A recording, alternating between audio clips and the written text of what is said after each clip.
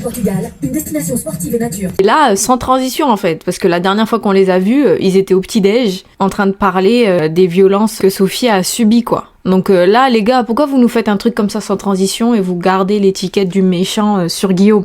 Surtout si, en vrai, il n'a pas été... Enfin, il lui a dit des choses, il a essayé de la rassurer, ou en tout cas, il a essayé de faire en sorte qu'elle soit confortable. Pourquoi vous le montrez pas, en fait? C'est pas cool si, en tout cas, il a fait le taf, quoi. Donc, à voir, parce que là, c'est vraiment en mode sans transition. Allez, c'est bon, on a pris le petit-déj, maintenant on se barre. Donc, elle lui a annoncé ça, lui, il a rien dit, et ensuite, ils partent, quoi. Non, mais les gars, la prod, allô? C'est pas cool, hein. Ce bonheur de façade se prépare en fait une véritable catastrophe. Oula! La veille, alors qu'il venait tout juste de se marier, la première chose qu'elle a confiée à son mari, c'est son passé douloureux avec des hommes violents.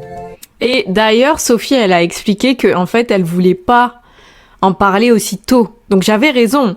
Et en fait, ses potes, c'est eux qui ont précipité tout ça finalement parce qu'ils en ont parlé le jour du mariage. Donc j'avais aussi raison. Les potes s'étaient déplacés d'en parler. Surtout le gars là qui a parlé à voix haute et tout. Là. Alors que l'intention de Sophie était d'être transparente, cette révélation intime, elle l'a faite trop tôt. Ouais. Je me dis un truc, c'est que moi qui essaye. T'as vu, on a commencé notre expérience avec les mains, et moi j'avoue que j'ai vachement besoin de te toucher les mains. En fait, j'ai besoin d'avoir ce contact avec toi, et j'aimerais te toucher plus, mais moi j'attends pas. Enfin, tu vois, après je veux pas te brusquer pour tout le reste, même les bisous et tout. Enfin, tu vois, c'est pas grave, mais déjà si tu me prends dans les bras, enfin, tu vois, il y a des petits trucs comme ça qui, en tout cas, moi, me feraient du bien. Et là où je suis un peu frustrée, c'est que j'ai l'impression de pas l'avoir, tu vois. Enfin, ça me manque en tout cas. Mais... Waouh! Le niveau d'intelligence émotionnelle que tu dois avoir pour verbaliser ces choses!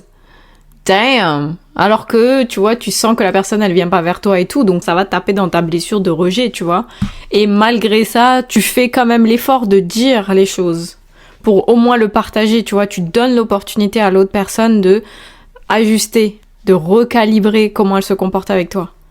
C'est beau ça, hein, franchement. Sophie, bravo, hein. Vraiment, waouh. Bah, 2 jours de plus, ça se passe pendant une semaine. Moi, comment j'ai identifié les choses, en sachant que, écoutez, moi je suis pas une prof ou quoi, hein, genre je vous dis, il y a pas mal de choses qui sont juste intuitives qui me viennent et tout, mais moi le souci que j'ai avec le fait de verbaliser les choses comme Sophie elle l'a fait, c'est que si la personne derrière, elle n'a pas été tactile ou elle n'a pas fait ces choses de façon volontaire et de façon consciente, qu'est-ce que tu t'attends qu'elle te dise en fait, la personne qui reçoit le fait que tu lui dises tu fais pas ça et moi j'aimerais bien que tu fasses ça, nanana. Et si la personne elle le fait pas parce qu'elle a pas envie de le faire, le fait que tu lui demandes, déjà tu vas la mettre inconfortable. Ça c'est juste ma vision à moi, hein, et c'est pour ça que en général je fais rarement ça en fait. J'ai du mal, j'ai du mal à dire aux gens quand ils font pas les choses que moi j'aimerais qu'ils fassent en fait.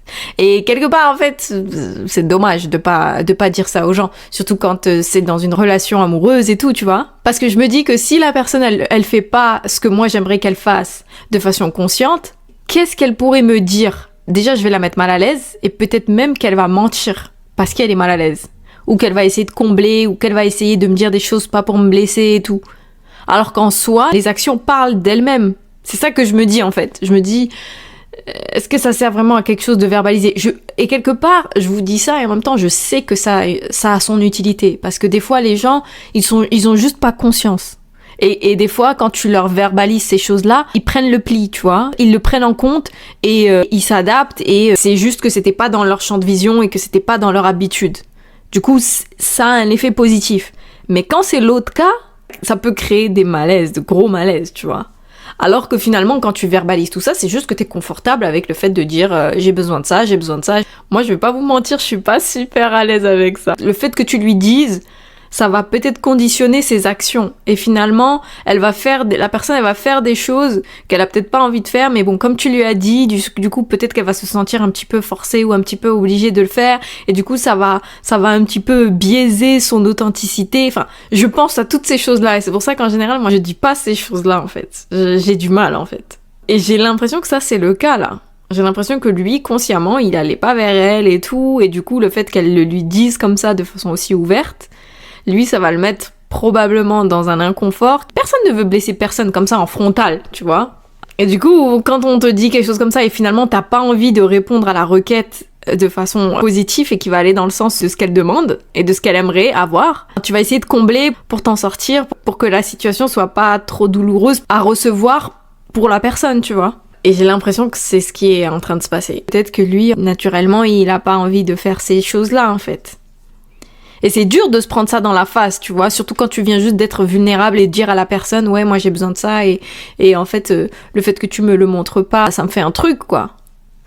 C'est tellement délicat. Oh! En plus, Sophie, un peu perturbée par l'attitude beaucoup moins tactile et chaleureuse de son mari, multiplie les tentatives pour recréer leur lien si spécial. En fait, dans ce genre de situation, il faut surtout pas être trop sur leur côte. Surtout quand c'est un homme. Parce que bon, dans une situation où on est homme-femme, l'homme en général, il est plutôt dans sa polarité masculine et la femme, elle est plutôt dans sa polarité féminine, ok? Si on part de cette hypothèse-là, de ce postulat-là, eh ben, le fait d'aller trop vers lui comme ça, de tenter des choses, ben ça c'est très masculin.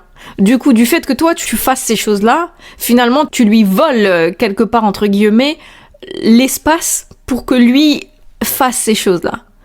Alors moi ce que je pense sincèrement c'est que dans ce genre de situation où genre t'as déjà verbalisé meuf. Déjà juste le fait de verbaliser pour moi ça c'est un peu masculin. Je dis pas que c'est bien ou pas bien, hein. De toute façon on a les deux polarités, tout le monde a les deux polarités, hein. Donc c'est une danse, hein. C'est pas noir et blanc quoi, c'est fluide.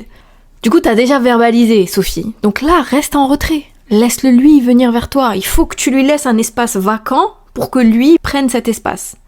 Moi, en tout cas, c'est comme ça que je vois les choses.